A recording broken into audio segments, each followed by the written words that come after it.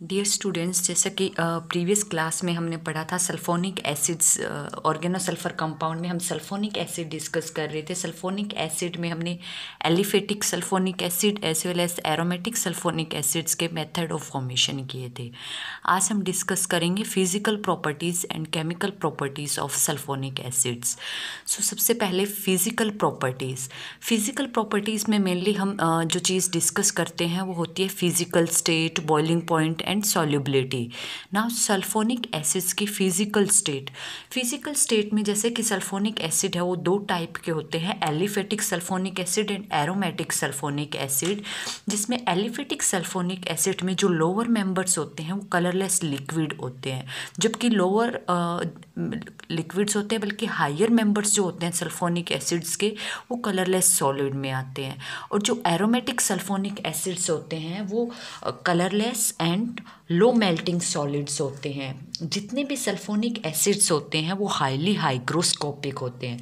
Highly hygroscopic का मतलब होता है कि ये वाटर का अब्जॉर्प्शन, इवन मॉइस्चर की है अगर कहीं पे भी, तो उनको भी अब्जॉर्ब कर लेते हैं और अदर कंपाउंड में चेंज हो जाते हैं। तो that's why they are usually stored and used in the form of their salt. तो हम सल्फोनिक एसिड्स को उनके सॉल्ट में कन्वर्ट करके और उसी यूज़ में सॉल्ट की फॉर्म में ही उनको यूज़ करते हैं। और अगर हमें स्टोर करके रखना है तो भी हम सल्फोनिक एसिड को डायरेक्ट फॉर्म में नहीं रख सकते हैं, उनकी सॉल्ट की फॉर्म में ही स्टोर करके रख सकते हैं due to their hygroscopic nature. Boiling point, next physical properties. Boiling point जो होता है, जितने भी सल्फोनिक एसिड चाहे वो एलिफेटिक हो या फिर एरोमेटिक सल्फोनिक एसिड्स हो, इनका बॉइलिंग पॉइंट है वो वेरी हाई होता है। Due to high boiling point जैसे ही हम इनको बॉयल करते हैं तो up to their boiling point ये डिकम्पोज भी हो जाते हैं। तो हमें अगर इनको डिस्टिल आउट भी करना है और ये अपने बॉइलिंग पॉइंट पे डिकम्पोज भी ना हो तो हम इसका वैक्यूम में डिस्टिलेशन कर सकते हैं। नेक्स्ट फिजिकल प्रॉपर्टी है सॉल्युबिलिटी। जो सल्फोनिक एसिड में, जैसे कि प्रीवियस क्लास में हमने डिस्कस किया था, इनका जो ऑर्गेनिक ग्रुप है वो कौन सा होता है, sulphonic group, that is SO3H। SO3H या सल्फोनिक ग्रुप है वो हाईली पोलर होता है नेचर में। Due to highly polar nature sulphonic acids are soluble in water and insoluble in organic solvents. जितने भी ऑर्गेनिक कंपाउंड्स होते हैं, सारे ऑर्गेनिक कंपाउंड्स में सल्फोनिक एसिड है वो इतने ज़्यादा सोल्यूबल होते हैं वाटर में कि अगर हम कई बार अदर जैसे ऑर्गेनिक डाइज है या फिर अदर कोई ऑर्गेनिक कंपाउंड्स है जैसे ऑर्गेनिक ड्रग्स है, तो उनके साथ हम सल्फोनिक ग्रुप इंट्रोड्यूस करते हैं ताकि वो वाटर में सॉल्यूबल हो सके। कई बार क्या होता है, जैसे हम डाई या ड्रग्स बनाते हैं वो वाटर में इनसॉल्यूबल होते हैं, तो just to make them soluble in water we add और introduce the sulphonic group in the dyes and drugs. Next है chemical properties of sulphonic acids. Sulphonic acids की जो केमिकल प्रॉपर्टीज़ हैं उनको 3 कैटेगरी में डिवाइड किया गया है। सबसे फर्स्ट कैटेगरी है वो है reaction due to ionisable hydrogen, and second है फॉर्मेशन ऑफ फंक्शनल डेरिवेटिव, और थर्ड है रिप्लेसमेंट ऑफ सल्फोनिक ग्रुप। तो इन तीनों कैटेगरी में अगर ब्रॉड क्लासिफिकेशन देखें हम तो क्या होता है, सबसे first category reaction due to ionisable hydrogen. जैसे कि सल्फोनिक एसिड का केमिकल फॉर्मूला क्या होता है, RSO2OH अगर हम लिखें सिंप्लीफाई फॉर्म में, तो due to ionisable hydrogen means जो OH हाइड्रोक्सी पार्ट है उसका जो हाइड्रोजन है वो आयनाइज फॉर्म में हो, या फिर इसकी वजह से जो रिएक्शन है या OH बॉन्ड की क्लीवेज से जो रिएक्शन है, उस सारी कैटेगरी को सल्फोनिक एसिड के उन सभी रिएक्शंस को रखा गया है फर्स्ट कैटेगरी में, means reaction due to ionisable hydrogen. Second category है formation of functional derivative.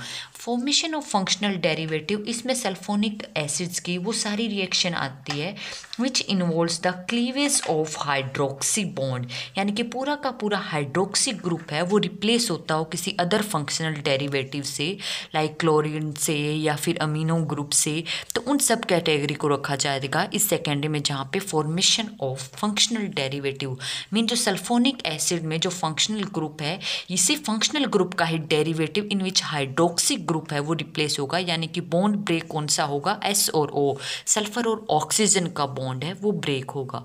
Third category है replacement of sulphonic group. Sulphonic group, इस कैटेगरी में सल्फोनिक एसिड की वो सारी रिएक्शन आ जाती है जहाँ पे SO2OH या SO3H ये पूरा ग्रुप रिप्लेस हो जाता है, यानी कि क्लीवेज कहाँ से होगी, इस ऑर्गेनिक पार्ट और सल्फर एटम के बीच में जो बॉन्ड है उस बॉन्ड की क्लीवेज होगी। तो हम डिटेल में इन तीनों जो ब्रॉड क्लासिफिकेशन है, ड्यू टू आयनाइजेबल हाइड्रोजन से केमिकल रिएक्शंस, या फिर due to formation of functional derivative, and third जहाँ पे पूरा का पूरा सल्फोनिक ग्रुप है वो रिप्लेस हो जाता है। इस सल्फोनिक ग्रुप को हम रिप्लेस कर सकते हैं हाइड्रोजन से, साइनाइड ग्रुप से, क्लोरीन से। जो हम सारी रिएक्शंस हैं वो स्टेप वाइज डिस्कस करेंगे। अब सबसे पहले हम डिस्कस करेंगे reaction due to ionisable hydrogen. Reactions due to ionisable hydrogen में सबसे पहले इंक्लूड होता है एसिडिटी। एसिडिटी यानी कि जिस तरह से कार्बोक्सिलिक एसिड के हम रिएक्शन देखते हैं, जैसे कि कार्बोक्सिलिक एसिड में हमने डिस्कस किया है, जहाँ carboxylic acid and derivative discuss किए हैं कि कार्बोक्सिलिक एसिड में जो आयनाइजेबल हाइड्रोजन होता है, मीन्स ये वाला हाइड्रोक्सी पार्ट वाला, तो जब हम इसको वाटर में इन्वॉल्व करते हैं तो ड्यू टू वाटर के साथ रिएक्शन होकर ये ईजिली हाइड्रोलाइज हो जाता है, आयनाइज हो जाता है, और किस में कन्वर्ट हो जाता है, RC double bond O negative, और साथ में जो वाटर है वो कन्वर्ट हो जाता है हाइड्रोनियम आयन में। इस प्रेजेंस में इसलिए आयनाइज हो जाता है। और जैसे कि हम ये भी देखते हैं कि H पॉजिटिव क्यों डोनेट करता है, क्योंकि H पॉजिटिव डोनेट करने के बाद ये कार्बोक्सिलेट एनायन में कन्वर्ट हो जाता है। और ये कार्बोक्सिलेट एनायन है वो रेजोनेंस स्ट्रक्चर शो करता है। किस तरह से शो करता है कि ये बॉन्ड अपने ऑक्सीजन अपने इलेक्ट्रॉन यहाँ शिफ्ट कर देता है, और हेयर ये बॉन्डेड इलेक्ट्रॉन है यहाँ शिफ्ट, जिसकी वजह से इस ऑक्सीजन पे नेगेटिव चार्ज और यहाँ डबल बॉन्ड। तो अगर हम रेजोनेंस हाइब्रिड बनाएं कार्बोक्सिलेट एनायन का, तो रेजोनेंस हाइब्रिड है उसके अंदर जो नेगेटिव चार्ज है वो 2 ऑक्सीजन एटम शेयर करते हैं, 2 ऑक्सीजन एटम शेयर करते हैं। इसी वजह से हम कहते हैं कि जो कार्बोक्सिलेट आयन है as compare to carboxylic acid more stabilise है। तो यहाँ पे carboxylic acid H positive donate करने के बाद हाईली स्टेबलाइज कार्बोक्सिलिक आयन में कन्वर्ट हो जाता है। इसी वजह से टेंडेंसी है इसकी H पॉजिटिव डोनेट करने की वाटर के साथ।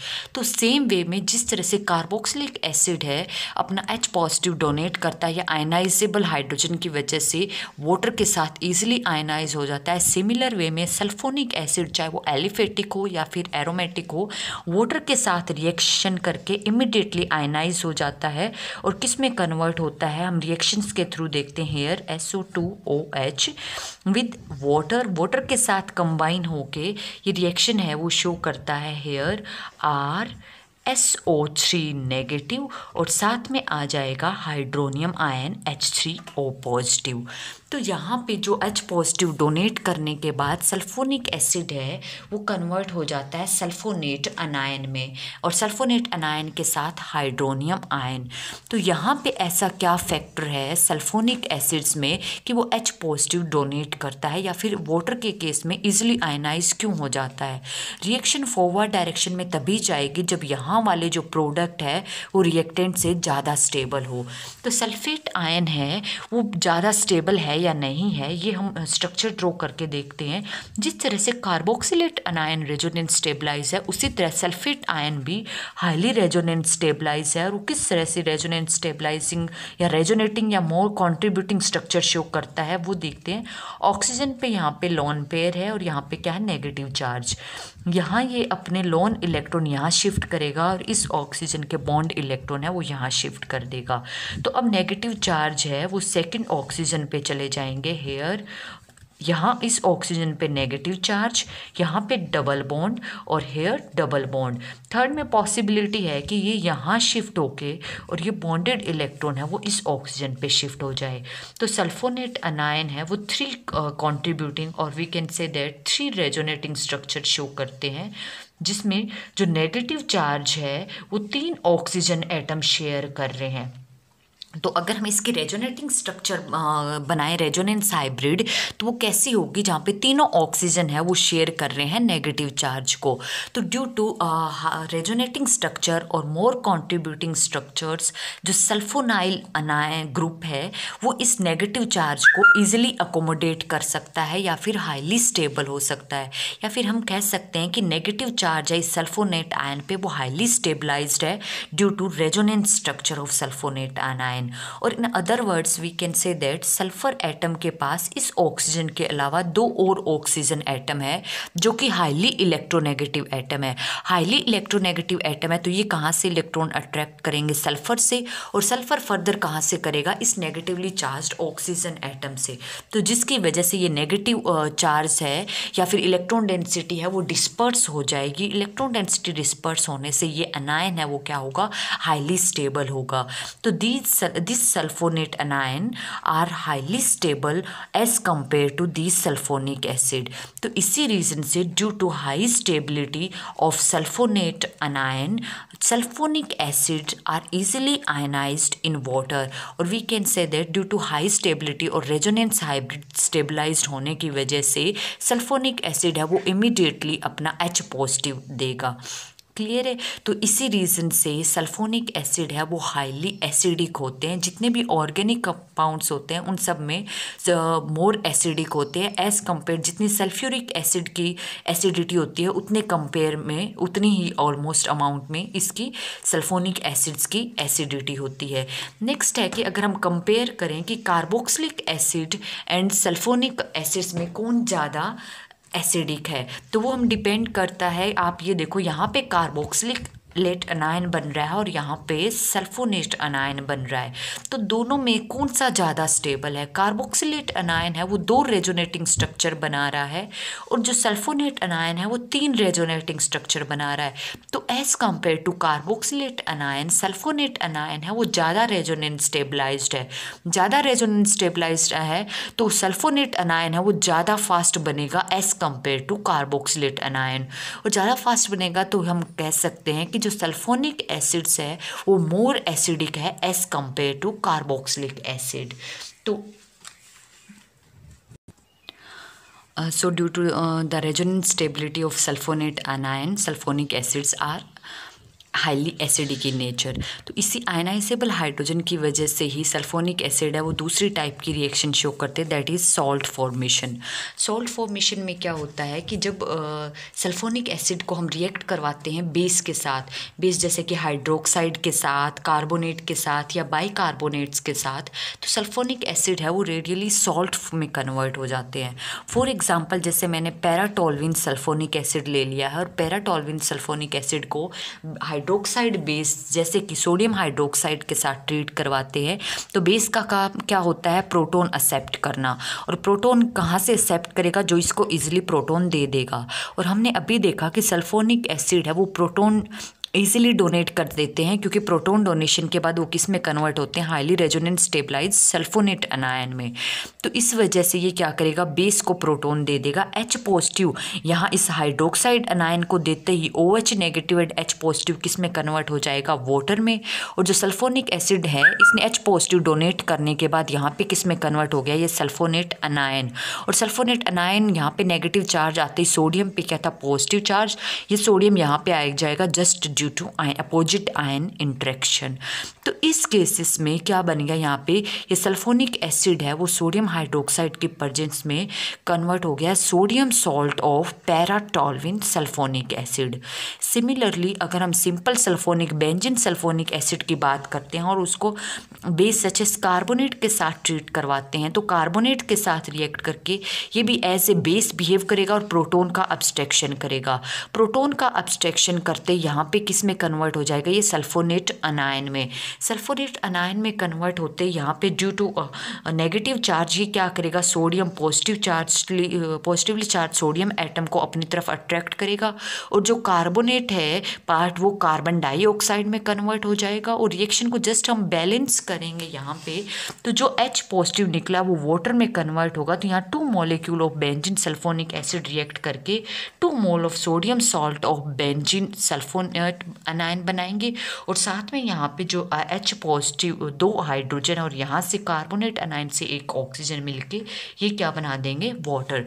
तो just due to presence of ionizable hydrogen, or we can say that the due to acidity of sulfonic acid readily forms salt by reaction with bases such as hydroxide, carbonate और sodium bicarbonates।